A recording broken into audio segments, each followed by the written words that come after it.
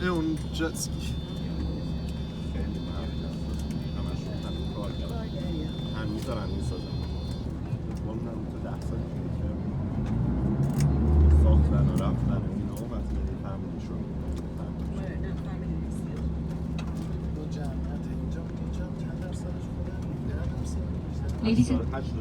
Ladies and gentlemen, now we are heading on our second stop, which is called the Katara Cultural Village. Approximately 15 to 20 minutes, we will reach on our second stop. So please fasten your seatbelts on and remain seated while the bus is in motion. In our second stop at Katara Cultural Village, the most iconic attractions that you can see is called the Blue Mosque. It is one of the beautiful mosques in Qatar and also the Pigeon Towers. Pigeon Tower. من نخوردم. منم نخوردم.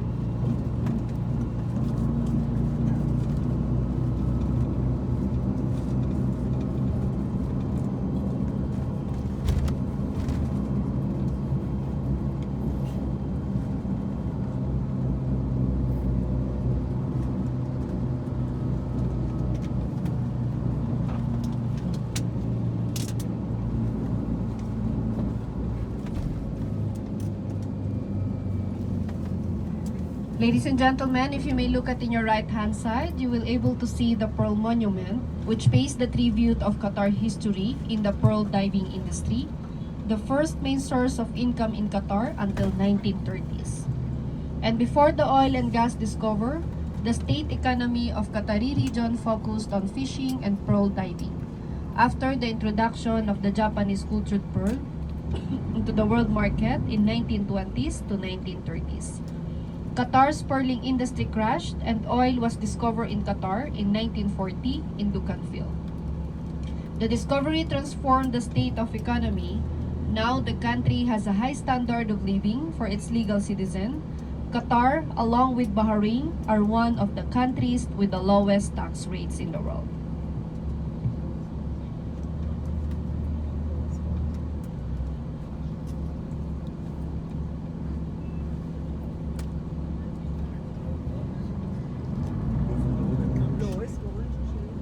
Tax drive. Lowest tax. Lowest tax.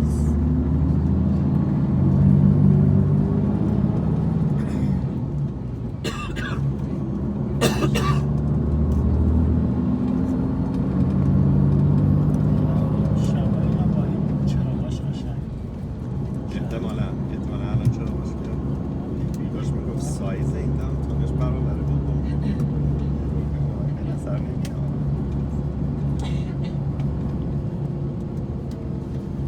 Ladies and gentlemen, the building that you can see on your left hand side with the flag on the top of the building, it's called the Parliament Building or Emiri Diwan in Arabic. On our way back, we will discuss about the Parliament Building. So let's focus first here on your right hand side. The long pathwalk that you can see on your right hand side is called the Corniche. Corniche is a waterfront promenade which has a length of 7 kilometers long. The Corniche is very popular to the people who's living here, especially during the weekend, because the people can do the picnic, jogging and walking. And aside from that, they can enjoy the beautiful and magnificent view of the Doha skyline in the nighttime. And if your mobile is running out of the battery, don't worry for that, because each corner in the Corniche area, they have a free charger stand which is powered by the solar. And here in Qatar, the source of electricity is from natural gas and the solar power. Qatar General Electricity and Water Corporation is called Karama. It was established in 2000. Further, the Emiri Law number 10 to regulate and maintain the supply of the electricity and the water for the residents. Ladies and gentlemen, maybe you may wonder who is the gentleman on the photos on each buildings and also on the cars around Doha. That gentleman is the current emir or the ruler of Qatar. His Highness name is Sheikh Tamim bin Hamad Al Thani. He gained his power on June 25, 2013 at the young age of 33 years old.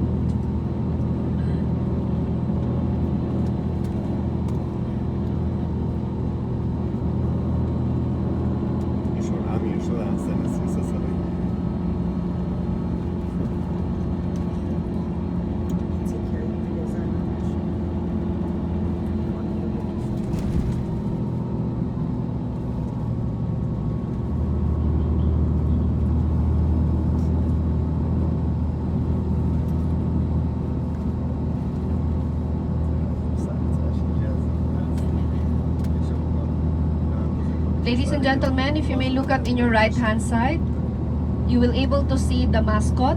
The mascot name is Ori the Oryx. The mascot was holding a torch, which was the mascot of the 2006 Asian Games, the first world-class sports events that hosted by the state of Qatar. Beside of that mascot, there's a one fine dining restaurant. It's a Lebanese cuisine and it's called the Al Murjan Restaurants. And the trees that you can see around the Corniche area is called the date tree. Date is a fruit of a desert palm trees.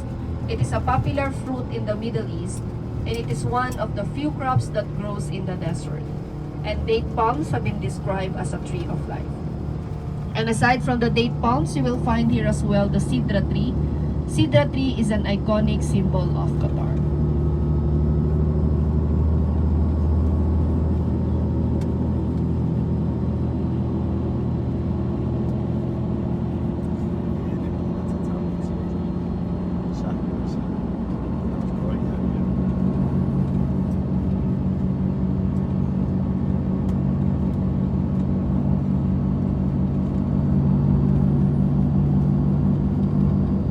Ladies and gentlemen, if you may look at in your left hand side, and you can see the blue light building with the glass materials. That building is called the World Trade Center of Qatar, also known as Qatar Petroleum Office, one of the oil company in the country. It has 51 floors high and it was completed on 2013. And the next tower, which is a bullet shape with a spike on the top with the metal materials, is one of the business offices in Doha. It's called the Doha Tower, standing of 232 meters tall, and it was completed on 2012.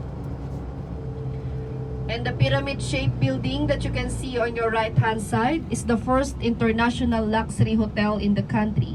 It's called the Doha Sheraton Hotel.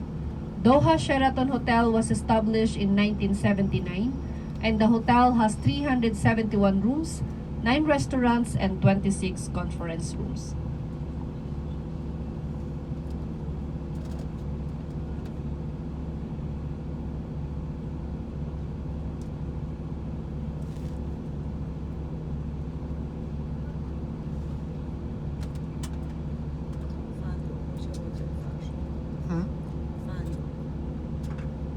Hazelnut.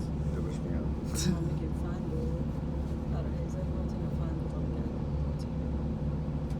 Aha.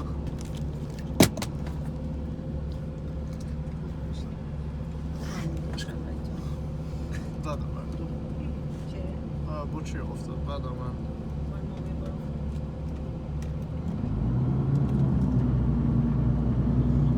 Havasından dolanmış motor.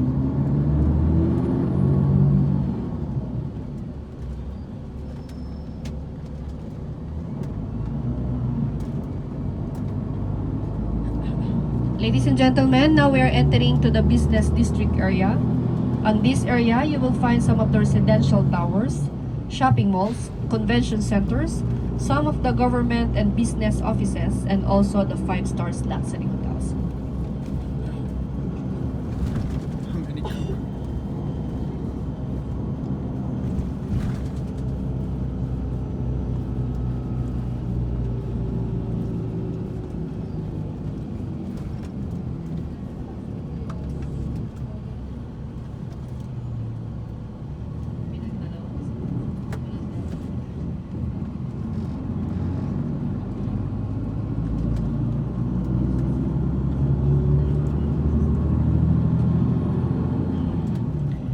Ladies and gentlemen, the building that you can see on your left-hand side is one of the example of the shopping mall. It's called the Gate Mall.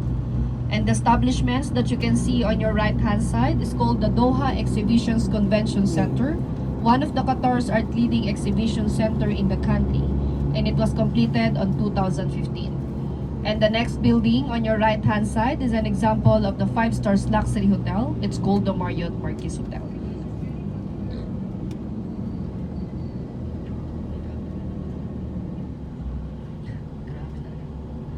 Ladies and gentlemen, Qatar is the world's richest country per capita and has the highest human development in the Arab world and has recognized as a high-income economy. Qatar has the lowest crime rate in the Middle East, and for several consecutive years, it has been rated as one of the safest countries in the world. with a low number of violent incidents and little serious crime. The Nambeo Crime Index, they rank Qatar as the first safest countries in the world. And the medical facilities in Qatar available to the citizens, residents, and visitors are required to pay for the treatment for the government hospitals and the healthcare clinics. And the local nationals working in Qatar automatically receive the medical care, maternity coverage, child care, state pensions, and other kinds of the welfare benefits. While expats have access to all kinds of the medical facilities, but they are not eligible for any sorts of the social benefits. The high walls that you can see on your right hand side is one of the private property of the Emir and the royal family. When Princess Diana came here last 1986, she stayed on that palace. That's why the palace also known as a Princess Diana's Palace.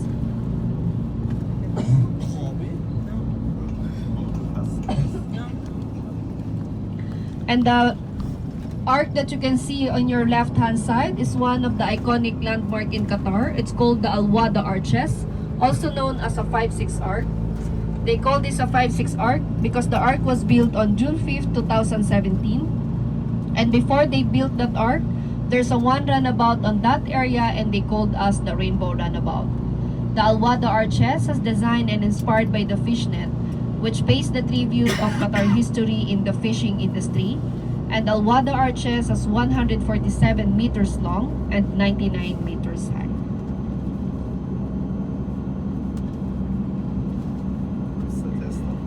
So as you notice that most of the places in Qatar still under construction because of the preparation of the FIFA World Cup 2022. One of their projects is called the Doha Metro. Doha Metro is a rapid transit system and it will have 4 lines, the red, green, gold line, and the Lusail rail. The 3 lines will be scheduled to be open on 2020, while the red line was open on May 8, 2019. The standard class 1 journey will cost you for 2 Qatari riyals, and 1 day unlimited pass will cost you for 6 Qatari riyals. The Doha Metro, approximately overall length of 300 kilometers long and 100 stations. It will be an integral component of Qatar Rail network, which will include the long-distance rail for the passengers and for the freight. So linking Qatar to the GCC and Lusail LRT, capable of reaching 100 kilometers per hour, the Doha Metro will be the one of the fastest driverless trains in the world.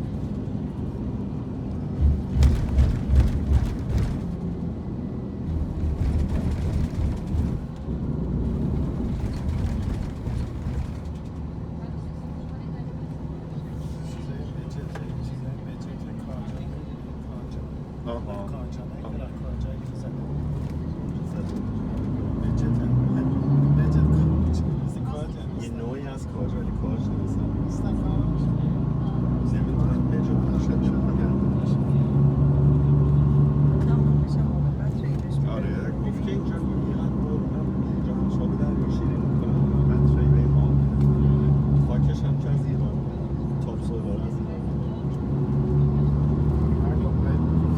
من 10 سانتیمتر تاپ سولار باید 20 سانتیمتر 50 سانتیمتر بکشیم 10 سانتیمتر فقط تاپ سولار درست بشه بکشیم ایران جو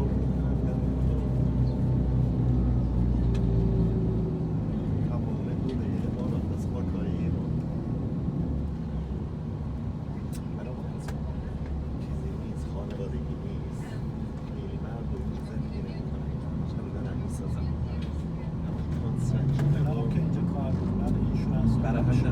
برای همه چیز سوشال سکیوریتی برای همه از که کره این کشور می‌سازن بعد من بردم 10 سال دیگه 20 سال دیگه یکی شانس برد.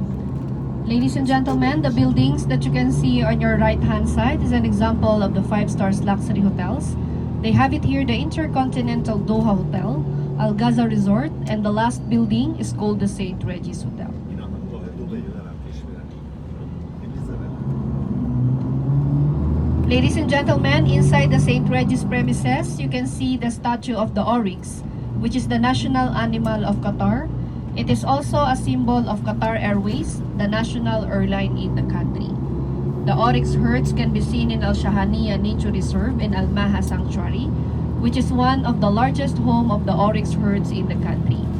And the animal has distinctive horns ranging from 60 to 150 centimeter in length, and their light-colored coats reflect the desert heat, and they're able to go out without drinking the water up to 6 months. And aside from the oryx, you will find here as well the Arabian horses. It is the oldest horse breeds. Arabians are compact and fine boned with stamina that makes them ideally. And the Dromedarian camels, it is an Arabian one-hump camel. This Arabian camel can adapt to the desert, and the single hump can store up to 35 kg of fats, which breaks down into water and energy when the sources of foods and hydrations is scarce.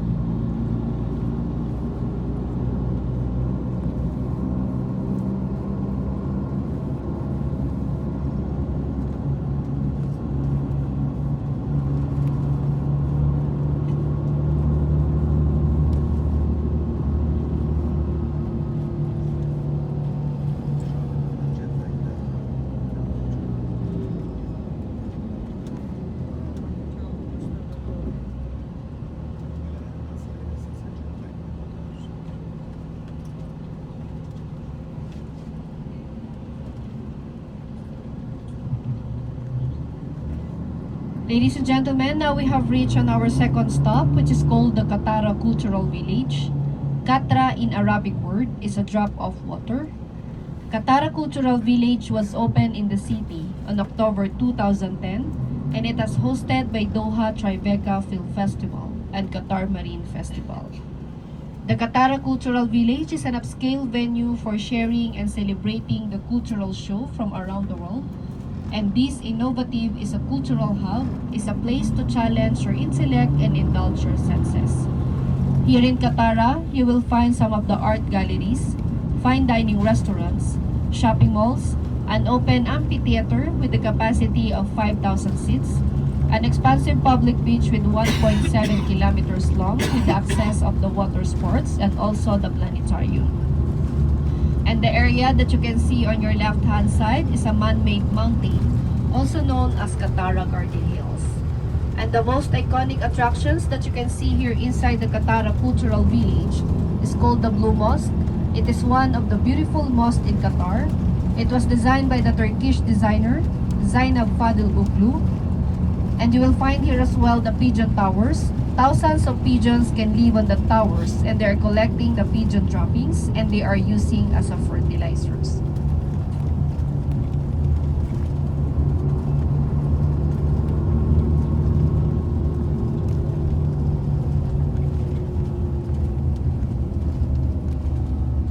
Ladies and gentlemen, if you may look at in your right hand side, the mosque that you can see is called the Blue Mosque. It is one of the beautiful mosques in Qatar. And behind of that blue mosque, you can see the pigeon towers. To those who want to use the public toilets, there's a public toilet behind of the blue mosque, and we will stop here for 15 minutes. The local time now is 6:45. Please come back here on the bus at 7 o'clock. Only